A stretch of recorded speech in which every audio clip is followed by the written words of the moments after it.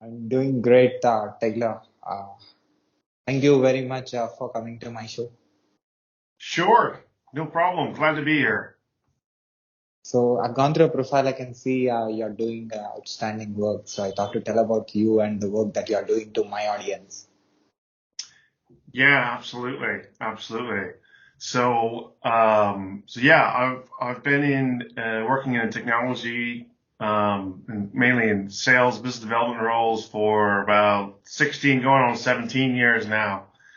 And yeah, it's been an exciting journey. Lots of different experiences. Mainly worked on kind of the vendor side, but also worked on the system integrator side. So yeah, it's been a really great journey. So 17 years of experience.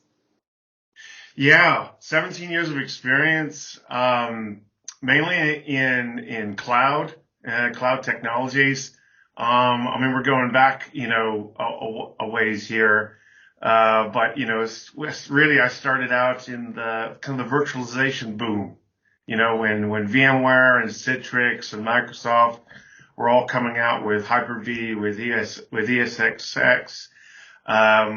Yeah, and that's kind of where it all began for me.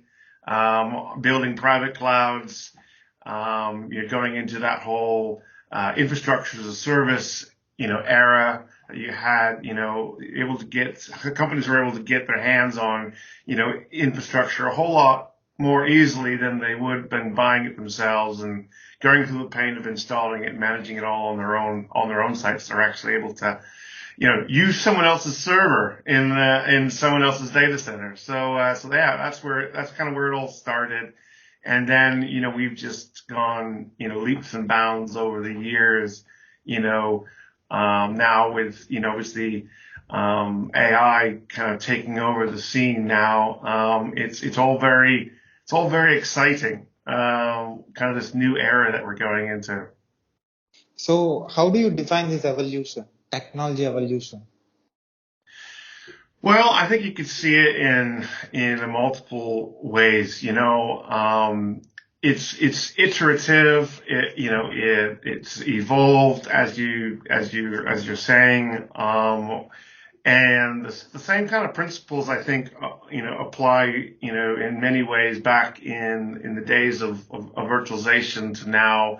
Where now we're dealing with cloud native, and now we're dealing with containerization of applications, and everything is just getting faster, more lightweight, easier to deploy. And now AI is augmenting a lot of the core services that people are building now. But I think the evolution, has been sequential in terms of it really has built on each other. I think we wouldn't have the technologies and the capabilities today if we didn't have or went through the pain or went through the journey of kind of the foundational aspects of building IT, right? And I think that everyone is kind of standing on the shoulders of the generation, before them, and the teams that have gone before them, the innovators, the forward thinkers, people that have, taken traditional concepts and principles of IT and just built on them and innovated on top of them. And some of the big, large companies out there that have gone out and built, the next generation of infrastructure architectures out there.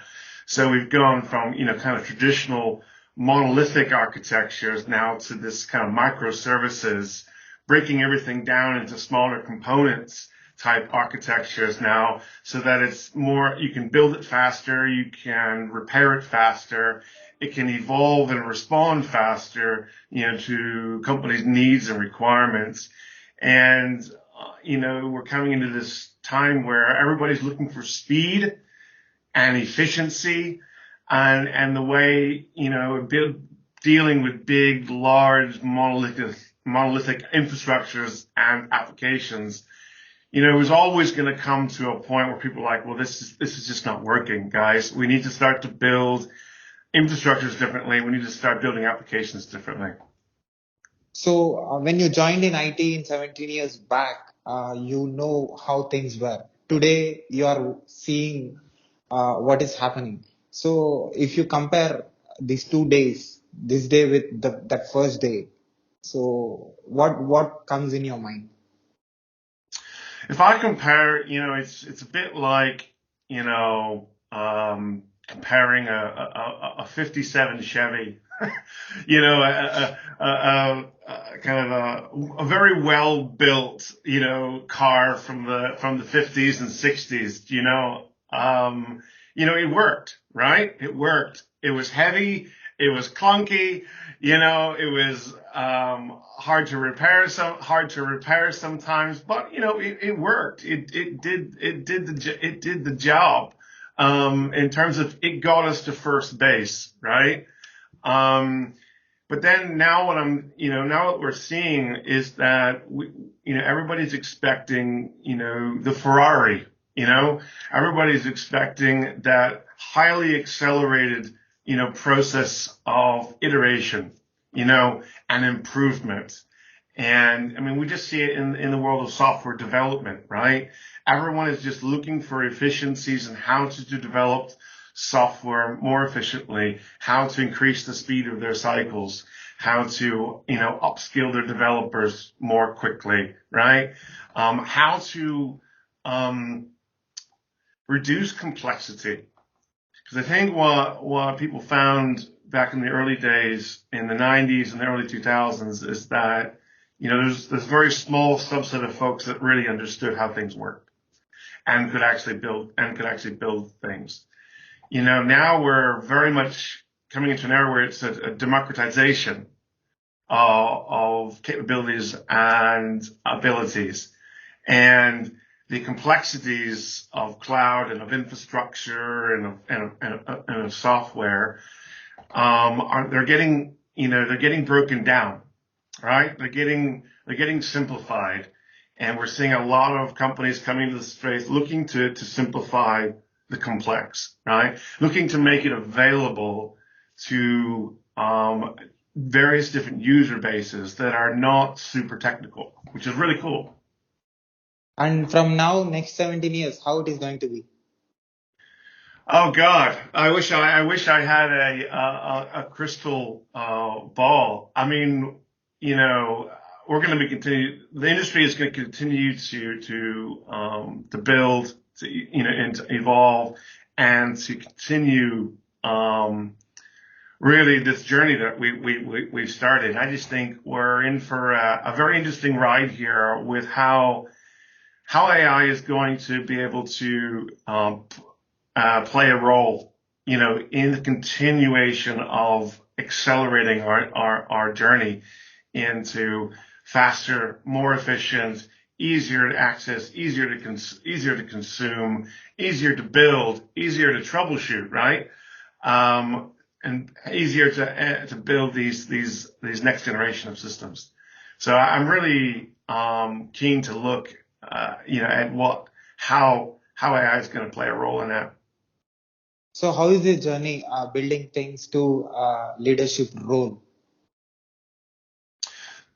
Um, when in terms of in a leadership role, um, well, I think you've got a couple things, right? In the IT industry, it's a very busy space, right? It is incredibly noisy sometimes. There's everyone is building something, shouting about something. We're the best at this, we're the best at that, right? And I think thought leadership is really, important, right? And building your brand as a company, your brand as an individual, and kind of what you stand for. And it's not just about what you do; it's really about the why that you do it, the reason behind what you do that people really buy into. And I think the most successful brands and companies out there have nailed this point, right? They really have articulated well, the why behind what they do, not just kind of what they do. I think, there's quite a few good examples, good and bad examples of that out there. But leading in today's world is very much about thinking about what is next, but then articulating to people, why it is what you do and why it is that you believe what you do is going to have an impact, in the world today.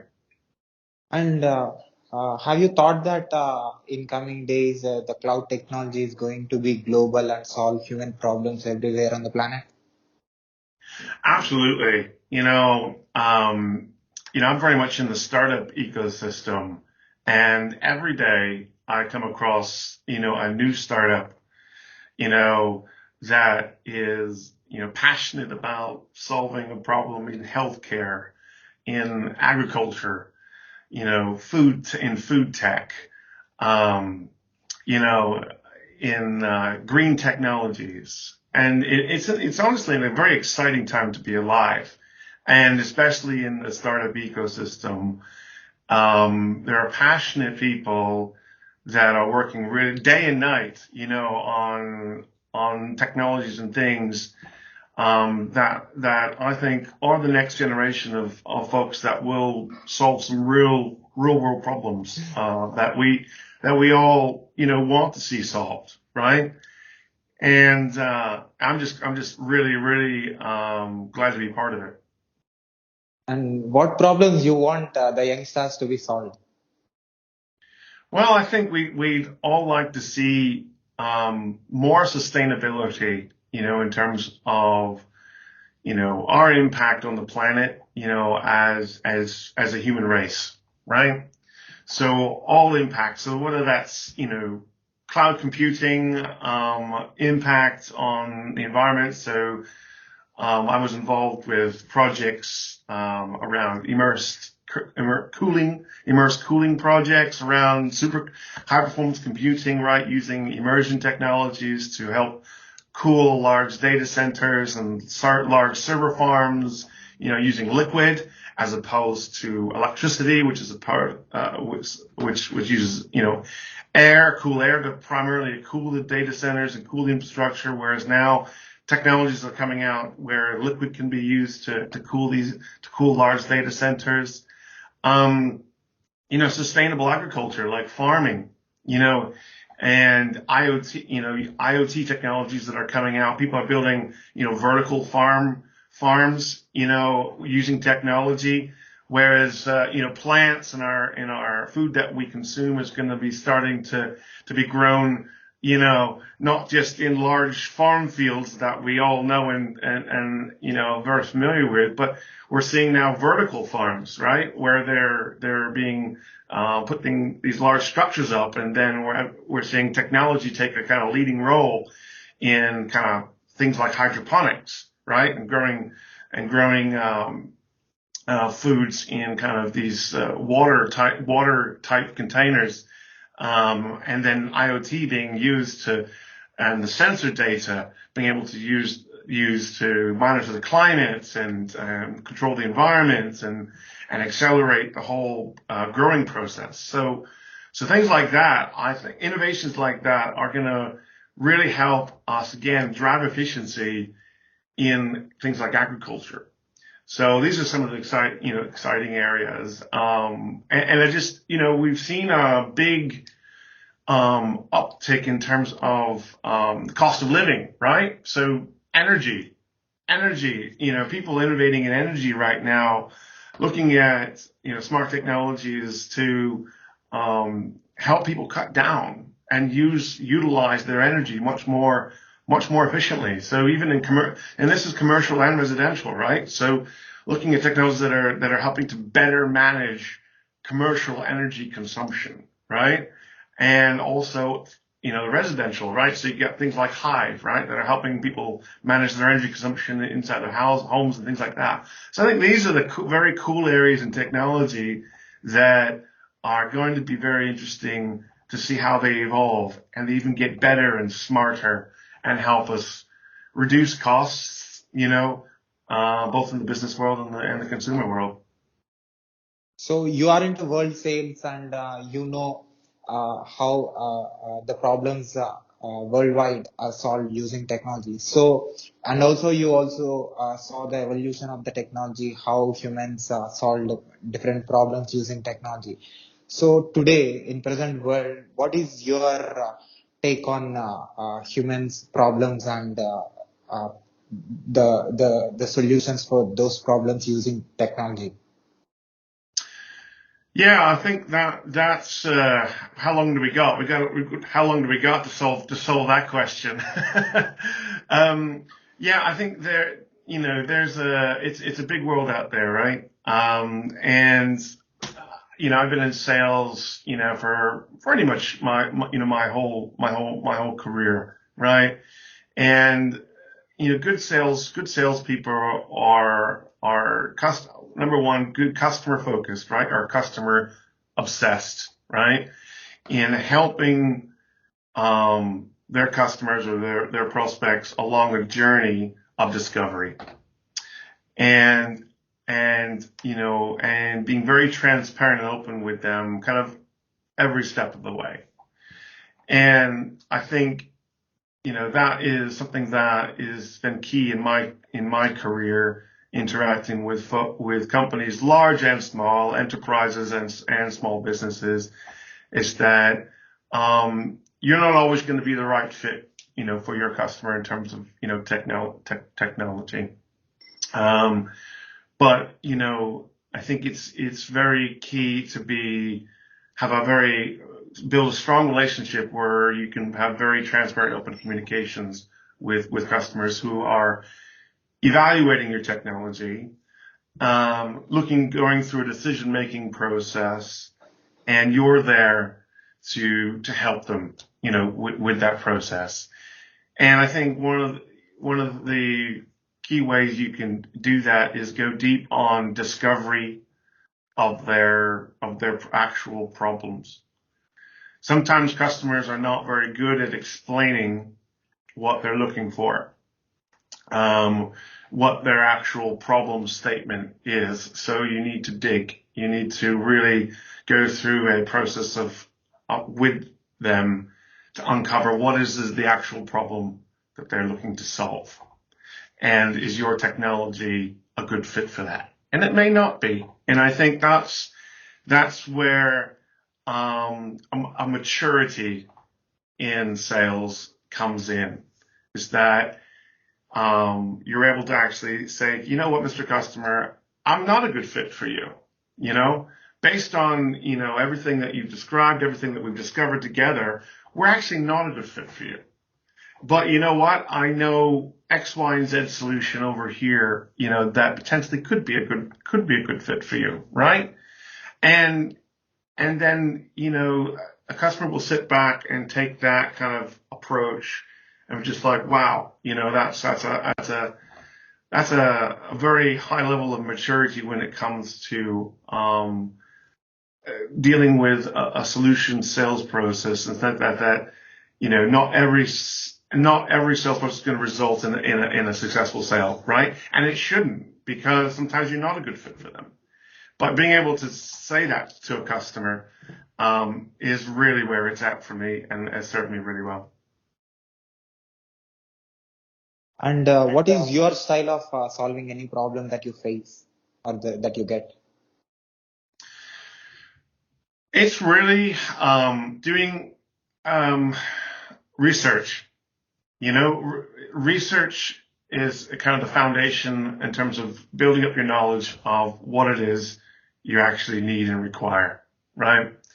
And I think sometimes it's overlooked and neglected of actually doing kind of deep discovery of the actual problem itself, to be able to come up with a good solution for it. And I think going through a real solid evaluation process. I think that is really the foundational key to understanding, I've got this problem. What are my potential solutions or answers to it? And it can, obviously it can be time consuming, right? but without kind of some fundamental research done at the beginning and a clear problem statement, and a clear idea of what success looks like in terms of how do we want to solve this challenge, how do we want to solve this problem.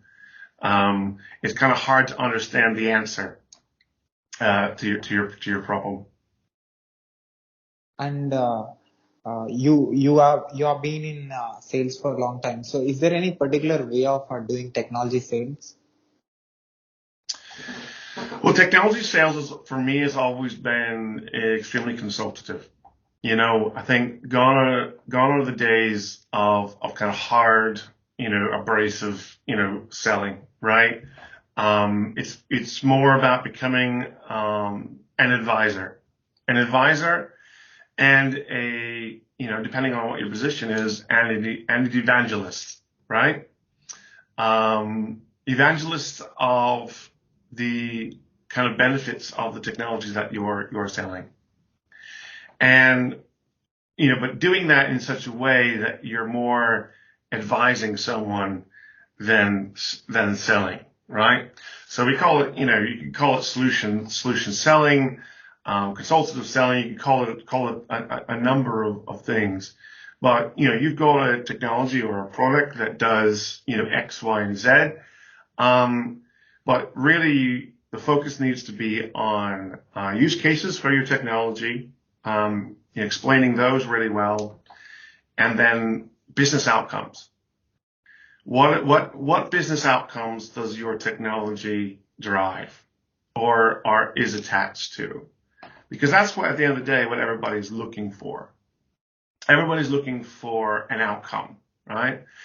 You can buy a technology to do a thing, but what does that thing drive in terms of overall impact? What is the impact of this technology? If I were to buy a widget, let's just say I would buy a widget from you today, what is the impact of that widget on me as an individual?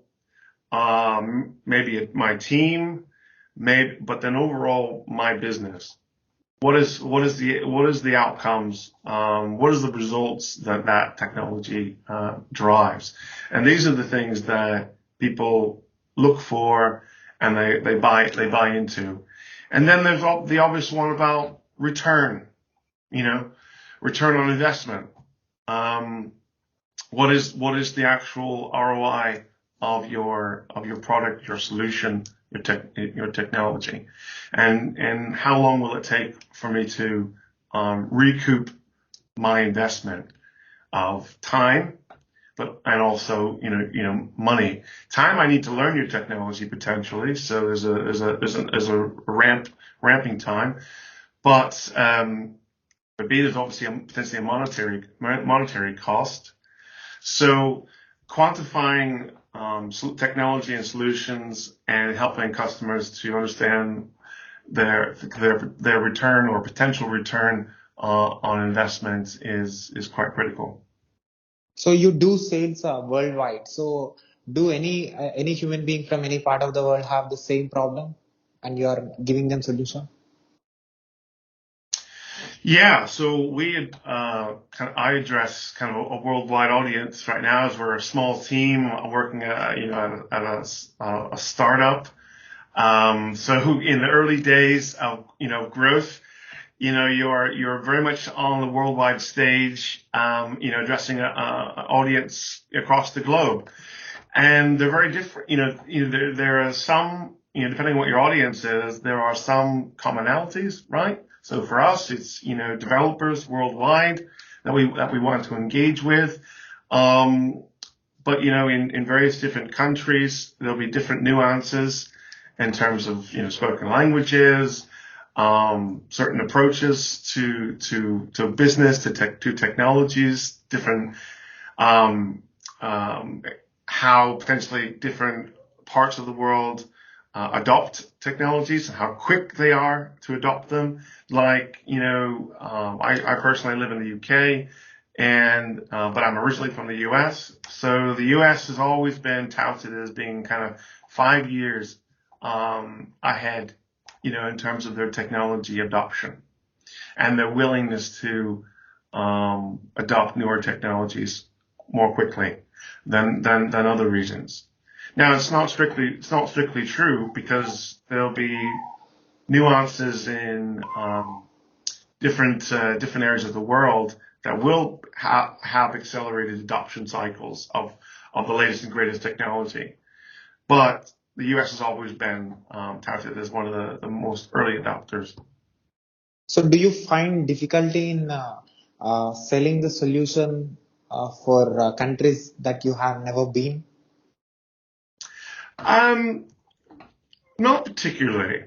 Because we're depending on what type of technology you are selling, if it's hardware, if it's software, if it's services, there can be you're always going to encounter some resistance, right? You're new, if you're new, if you're just entering you're trying to enter into a region, a lot of times it's good to have local partners, in kind of local regions that speak the language, know the markets very very well, that can help you enter into these kind of local regions, local countries. But in the early days, if you have interesting and innovative technology, once people understand it or find out about it, and especially if it's kind of if it's software which is easily accessible from anywhere in the world, right? People tend to be very curious and very interested in trying, at least testing the waters and trying it out. But yeah, depending on what technology you have, whether it's physical or whether it's kind of software, sometimes local partners in various different regions of the world can help you enter into those markets and give people the confidence that they need, that you can be trusted, so to speak, right? And what is working for you to be a global communicator? Well, I think one of the main channels I've been using lately is Twitter. Twitter is probably a very very interesting platform, and I know there's a lot going on in the world in terms of with Elon doing different things with Twitter, and lots of change going on there, and people jumping over to Mastodon, and I've been a hardcore LinkedIn user, for many years, right? So from a social point of view, I see LinkedIn and Twitter being kind of main platforms that kind of, for me as a professional and as a company, that are really good global channels to then start to put your content out there. Obviously, YouTube's a really good channel if you're a serious content creator, and there's a real good marketing channel. And then for depending on where your audience is, for me, our audience is on places like Hacker News and Reddit, those types of channels. So looking at product launches, software product launches at like Product Hunt, places like that, are good communication and marketing channels. Looking at things like streaming channels like Twitch. Those are good platforms as well. I mean, Twitter has just added communities, to their platform, so they're trying to get into the community space. Slack is another good one. There's a lot of good Slack communities out there that you can get involved with depending on the subject matter of your technology that you're doing. So those are the kind of ones that I focus on, and kind of building advocates, building a following, and kind of speaking to the audience that we're after. So how comfortable are you in adapting to the constant change in the 17 years? Yeah, I think you kind of nailed a good one there. The only constant in life we have is change, right? And I think everybody deals with change slightly differently, right? Um, some people are procrastinators when it comes to to certain areas of change, but others embrace it, and look to capitalize on it, utilize it, right?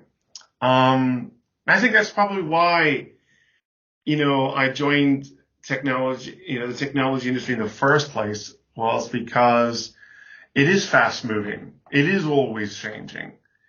And I find that interesting. I find that, that you could wake up tomorrow and, an open AI would have launched ChatGPT. Do you know what I mean? And you're just catapulted into this, new era of chatbots and, generative AI, and now, technology is going to change again, massively, because everybody's going to rush and look to utilize, these large language models. And I find it exciting. I find it exciting and empowering, exhilarating, but not everybody will, right? I think, sometimes the common consumer, you know, can get tired sometimes of all the change. I just learned how to do this with my iPhone. And now Apple have changed it. They've moved everything around. I knew where everything was, and then now they've gone and changed it. All in the name of progress, improvement, right? So I get it. You can get fatigued sometimes by constant change, right? And yes, change does disrupt to a point, right? It does disrupt. But there's good disruption and there's bad, there's bad disruption, right? Or negative disruption. Um, and I think, disruption, you can either fight it or you can embrace it. And there's personal disruption, there's professional disruption. We've seen a lot of professional disruption with the large amount of layoffs, in the industry, with Google and Salesforce and these doing large layoffs. Um, but I think overall, for me personally, it's a really good thing, and it keeps me engaged and excited to see what's coming next. Why you are successful, and what tools you have used in order to be in the place where you are today? Well, I think why is successful? I think there's some fundamental principles, and I'll just focus on one for this discussion. I think there's a lot of folks out there that approach their careers differently. Some people are just looking for a job, right? They're looking for an income, and that's fine, but they don't have very shall we say high ambitions in terms of where they want to be in the next 12 months, the next 2 years, the next 10 years, right? Um, so they're happy to just go through the kind of daily grind, put in their 40 hours, and get a paycheck. But I think for me, it all comes down to um, not just the desire to succeed, but the ability to execute as well.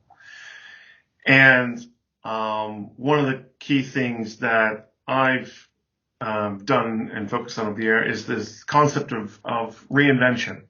We just talked about change, right? Change may come along and you may get made redundant, and it's time to look inward and to potentially go through a reinvention of yourself. Um, to then take yourself to the next stage, to what's next. I love the stories of people getting, made redundant or getting fired, and the next thing you know, you're going off and creating a startup, and that becomes a unicorn, and is massively successful. And they said, being made redundant, was the straw that broke the camel's back. It was the juncture or the wake up call that they needed to go out and start something brand new, reinvent themselves. They never saw themselves as a CEO or a CTO or whatever, right? They never thought they had it in them to go and start something from the ground up. But given combination of events, they went and did it. But for me, it comes down to execution on your vision, for your life and your career, and building strong relationships along the way. There's a very cliche saying about your network is your net worth, so to speak. So I find people that, and for myself, that are strong networkers, right? They build a strong network around them that they can then tap into as the years go by, as they go along their journey in their career. Not every connection you're going to make is going to bear fruit in the next 6, 12, 24 months. You may have made a connection 5 years ago, that you then come into a space in your career, in your journey, that connection actually becomes valuable. So it's building a strong network, executing against your short-term and long-term goals, never getting too comfortable, because we've touched on it before, change is inevitable. Having the ability to reinvent yourself as and when you need to, personally and professionally, to really focus on where you want to be in 3 days from now, in 3 months from now, in 3 years from now, and having both short-term and long-term goals. Awesome. And emotion and logic, which one worked for you for the 17 years? Bit of both. If I always followed the logical path, then I don't think I would have had some of the amazing experiences that I have with people. Wouldn't have made some of the amazing connections I've had, again, with people. Companies, they're a construct, they're a framework for you to, reside underneath or reside in for a period of time, because it never will last forever, right? Your time at a company will never last forever. But people, transcend, they surpass your times at companies, right? And your tenures at companies. So creating long-lasting professional connections that will be with you for a lifetime. So yeah, there are definitely times where emotions have taken over, right? And you realize, looking in the rearview mirror, that maybe I could have made a better decision, or a less emotional decision. I could have made a more logical decision. But I think it's healthy to keep a balance of both, so that you are able to make, decisions with your heart as well as with your head. You'll tell this same to the AI developers who are working on cloud industry or cloud technology?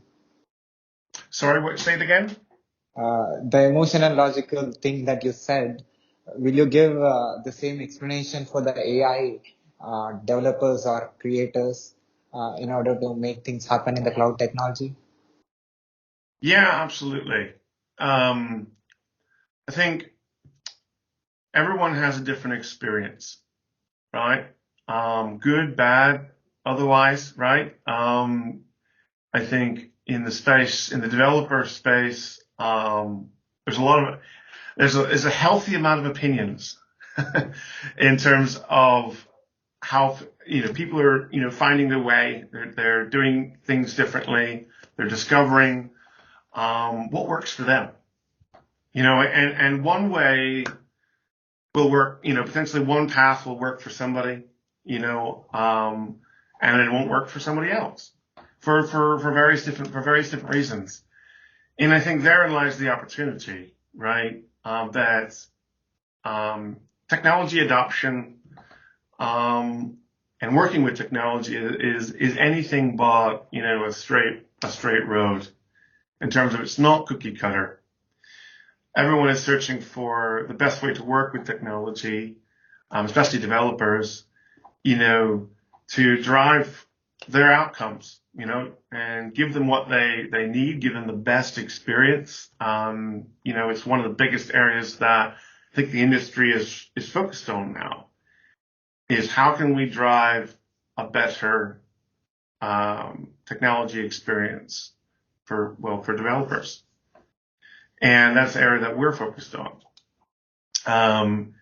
Because I think going back to our analogy about the 57 Chevy and the Ferrari, a lot of technologies and tooling has been built, for a certain type of user.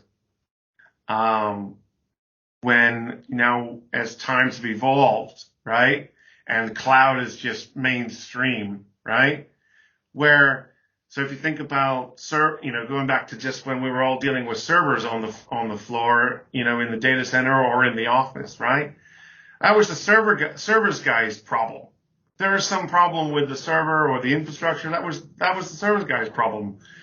Me as a developer or a coder, I didn't worry about that, But now cloud has kind of changed everything in the sense that the infrastructure is so much more closer, to the applications that are being developed for it, that are going to run on it. So it's just inevitable that the developers are going to start to interact with the cloud infrastructure, and there's going to be a merging, right? We're still going to have infrastructure engineers, don't get me wrong, and we still do, and it's a huge ecosystem and a huge function, especially in large companies. But now we're seeing a kind of a coming together of infrastructure and application development like we've never seen before. So I was asking you about you into worldwide sales. So what is the difference that you are observing that in the sales that you have done before long time ago, in the smaller level, the sales, and comparing that sales with the worldwide sales? Yeah, absolutely. Yeah, I've held kind of numerous sales roles that have focused on, much smaller geographical areas and verticals, as well, compared to now, which is, trying not to boil the ocean all at once. And yeah, it requires just a different, a shift in mindset, right? Um, there's this old saying of think local, but act global. And I think it very much, comes down to, your approach as a salesperson, to your local market, to your in-country market, versus looking at your total addressable markets, across the globe. And there's lots of different ways to approach it. And in previous roles, you're very much active in local community, active in the local shall we say, organizations that can help you promote you as a local business. But now, in a very much a global situation or a global software company where your potential audience, your potential customers are everywhere in the world. So you have to think about, in my mind, I think of things in multiplication of effort. When you're small, when you're a small team or a small startup, you have to think about the kind of activities and relationships that you're looking to build and how they're going to multiply your effort. How are they going to give you, what kind of a return are they going to give you on your effort? Because there's only 8 hours in the day. Well, there's a lot more hours in the day, but, I wouldn't recommend, burning, the midnight, candle, so to speak, because you'll burn out, especially working in a startup, right? But, it's very important to, focus and prioritize, when you're a startup and when you're trying to address, a potential global customer base, right? And so you need to really look and evaluate, and qualify your activities and your engagements, in terms of how much they're going to be able to multiply, your effort and give you a good return. So a good example of that would be, affiliate and partnership programs. So investing in partners and advocates and affiliates, people that will, um, you know, multiply and replicate your effort, right? In terms of awareness, creating awareness of your company, awareness of what you do in their geographies, in their countries, in their companies, across the different globes. So setting up, programs like that will help you scale and will multiply your, your effort. So train the trainer, train the partner, train the advocate, in various different, geographic locations so that you can give them the right incentives to talk about your product, your solution,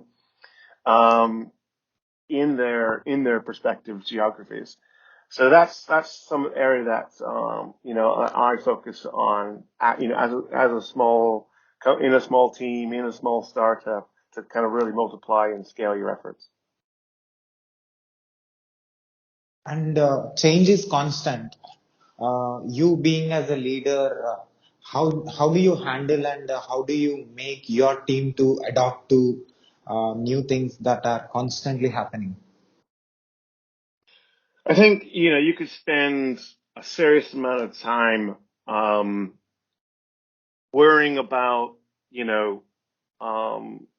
change, what's changing around you, changing market conditions, changing, competition, new emergence of new competitors, um, lots of different, changing, economic, changing, political, situations.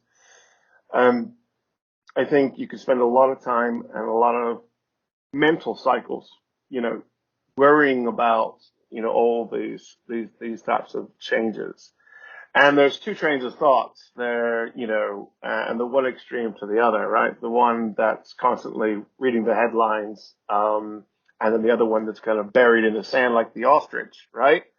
Um, I think there's a balance to be struck in being aware, you know, being aware of new competitors emerging onto the scene, being aware of changing economic, climates.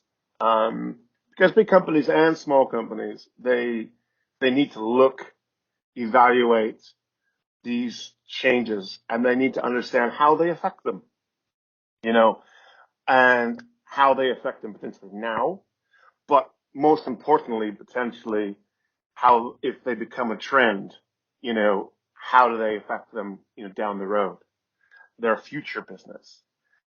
So I would strike a very much a balanced approach to the forces of change, right?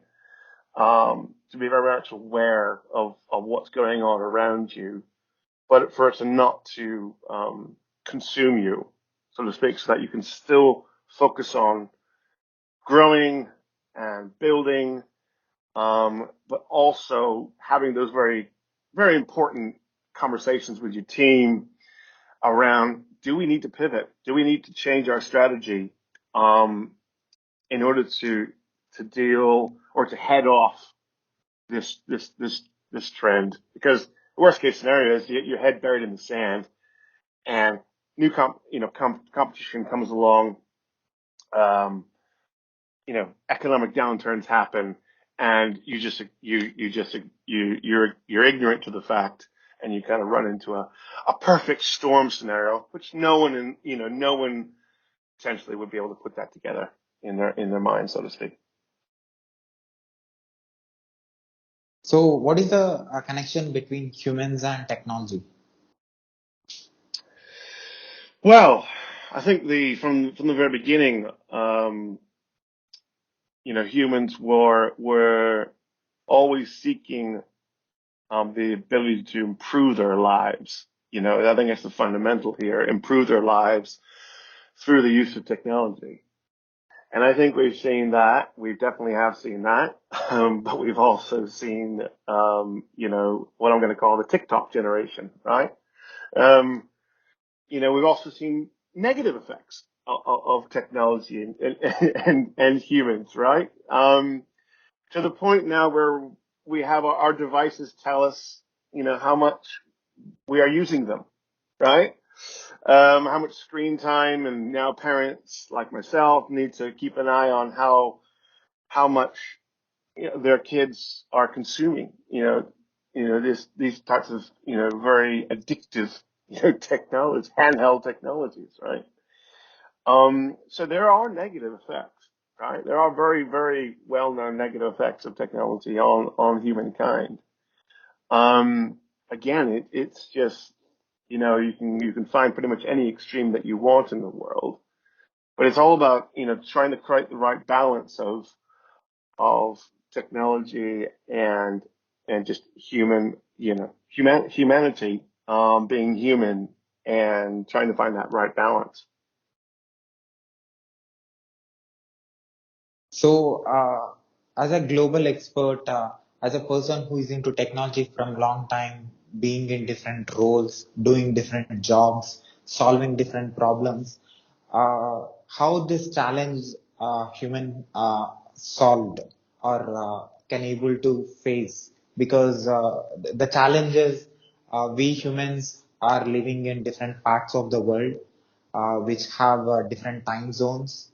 Uh, and we have established this technology with which we are able to exchange information using technological devices and technological mediums, with which we can able to share information at the same time when the information is being expressed.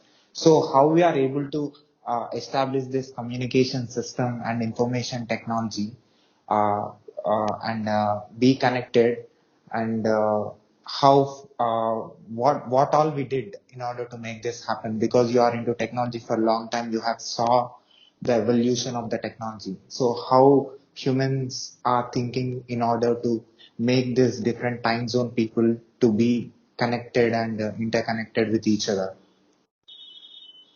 Yeah, I think the communication systems that we have in place are unprecedented, in terms of the availability of information at your fingertips, is instant, right? And it's just going to get even quicker with the advancements that we're seeing in generative AI. In terms of, we've been going to Dr. Google, right, for pretty much all of our wants and needs and questions in our quest for information. And now it's just going to get even easier. We can Generative AI solutions are just going to be able to bring back more accurate, um, you know, answers to our lifelong questions. But in terms of the connections between us as a human race, everything from video platforms to texting platforms,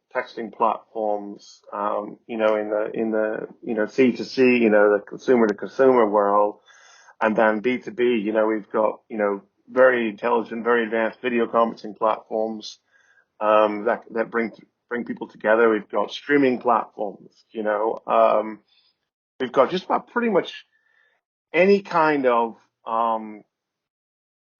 digital medium, to bring people together that you really you could really ask for. And actually, one of the interesting areas that I'm working in is the whole concept of bridging the gap between um, physical and digital from a kind of a networking perspective. So it's kind of what you're talking about, bringing people together, allowing you to meet people, in different time zones and different global geographic locations, um, you know, without leaving the comfort of your home. So we all very familiar with big going to events and networking with industry people we know in the industry, people hopefully we don't know, which is obviously the true definition of networking, meeting new people, making new connections, which will hopefully open up new doors.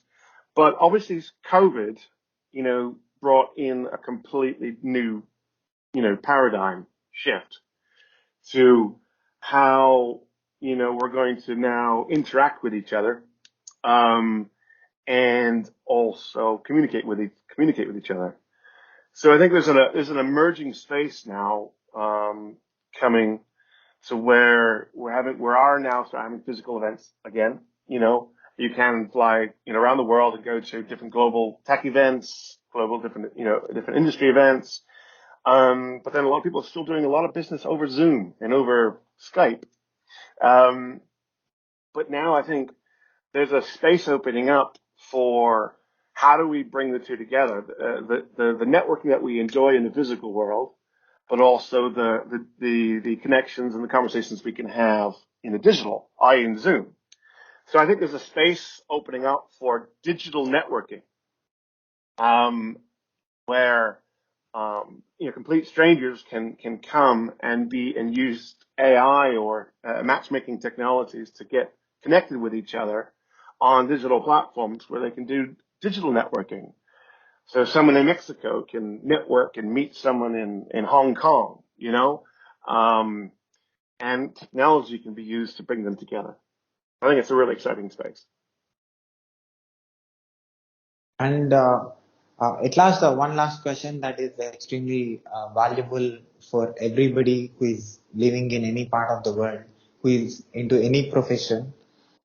This question's answer will definitely help them. So, what is business, and what values that should be there in business in order to make this human connections and humans' emotions balanced? Well, I think in any business, you have to be extremely customer obsessed, in terms of the technology is there to be an enabler for the human experience, right? Technology it's not the end game, right? It's there to serve a purpose. And I think when companies get technology obsessed and they forget about the human experience, side, and they start building things, right? And they kind of do it bit backwards, backwards to front. So they build great technology, but they don't build it with customers first. They don't build it kind of front to back. They kind of go back to front. So I think some of the best. I think some of the best companies out there are kind of building customer first, human centric platforms that were built to enhance the overall human experience, regardless of what their purpose is, right? But they built a customer first, a human first experience, and the technology is kind of behind the scenes, enabling that experience. And you could apply that to just about any sector or any space that you're in. If you forget about or you neglect your actual customer, your actual person that you want to use your product or solution, you're gonna be in for a hard time, when you start to then, take your baby, out of the nursery, so to speak, and you start to show it to people, and and the feedback, comes back, and it's not nice, right? Um, so my recommendation is, whatever you do in terms of your business and whatever technology you choose to build or use, you have to keep in mind, your users, your customers, and you need to be obsessed with that experience. And at last, what is your observation about my work?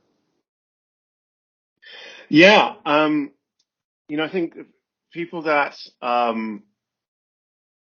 are doing really well in this day and age, I'll call it the TikTok age, are folks that are creating value and creating really good content, for folks to consume, that everyone can relate to and get some actual, nuggets of gold out of.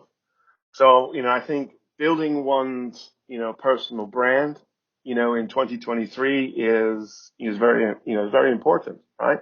Building one's network, of people that and you've connected with, and you've had real life, exchanges and conversations with, right? Because we've got a lot of keyboard warriors out there that love to hide behind the screens, and they're smart, intelligent individuals, and maybe their talent is not, conversing and speaking and engaging and whatnot. But at the end of the day, we need to find within ourselves the ability to build real life connections with people. And, I think that is something that you're doing really, really well. Thank you. I did a master's in software engineering, also bachelor's in computer science and engineering. Right now, I'm doing DevOps engineering work. Apart from that, is my full-time job. Apart from that, I'm talking with experts like you who are already in the industry for a long time, doing different jobs and doing different roles, who are from different parts of the world, having completely different experiences. Uh, Also, non-technical people like doctors, authors, police officers, uh, uh, people from film industry I interviewed. So all this diversity, talking with different kind of people, different country people, how this knowledge is going to be helpful for me if I work in IT in coming days. I think, a broad perspective and a very healthy, um, shall we say, mantra in terms of how you approach your work and expanding your knowledge. I think we might have frozen here. Yeah. Have we frozen? Yeah, Are we now we are back? connected. Yeah. Okay. Sorry, it just went completely blank. No, I think this kind of broad exposure for you as a professional, as an individual, you're young, you're growing, you're expanding your knowledge, you're expanding your network, you're expanding your mind's eye, so to speak, in terms of you're gathering lots of other perspective on the industry, on life, on other people's roles and whatnot. And I think that is going to be very valuable for you down the road, because so many people they get into a bubble, right? And I think everyone's got this problem to one degree or the other, that they're in a vacuum, or they're in a bubble, and they only associate or network with people that are like them. And so they don't have the widest and broadest of perspective or experience. So being naturally curious about, other people's jobs, their roles, what they're doing, and then, you work in technology, so understanding how they view technology as well, right? How they interact with technology, their frustrations, things they like, things they don't like. Do you know what I mean? Because at the end of the day, depending on what kind of technology you're using, these could be your users. These could be the people that use technology that maybe you create. So their perspective is extremely valuable. So I think getting out of your bubble is an amazing thing. Getting out of your local vacuum and socializing and connecting and networking and talking, having conversations on a global level in various different industries will add significant value to you as an individual, for sure. So yeah, I think what you're doing in your approach is really good. It's extremely valuable for me, your observation. I'll keep this in my mind. I'll try to improve more and I'll skill up myself more. So can I put this video on my YouTube channel with your permission? Yeah, sure. Absolutely. My pleasure. And also, can I put this audio and video clip on my podcast, website, internet, social media, everywhere with your permission? Yep. No problem. Yeah. Do you have your work to share with my podcast listeners so that they can follow you and they can see what you're doing and they can learn from you? Yeah. So, I'm on Twitter. I'm pretty active there now. It's kind of Taylor_Deakyne. You can find me on Twitter. My Stacktape is also on Twitter as well. We're on LinkedIn. And we're also on Slack. We've got a Slack community channel, Discord channel. So anybody that's interested in, DevOps automation, for developers, specifically in AWS, I welcome them to come check us out. So I'll put your links in the description of this video on YouTube. People who find our video on YouTube can see it. And also I'll put on the screen as well. The entire video, they can see your links and they can follow you and can learn from you. Fantastic. Sounds great. Thank you very much, Taylor, for your valuable time and spending your valuable experience with my audience and also answering my questions patiently. No problems. My pleasure. Thanks for having me on. Thank you, sir, again. Right. Take care. Take care. Bye.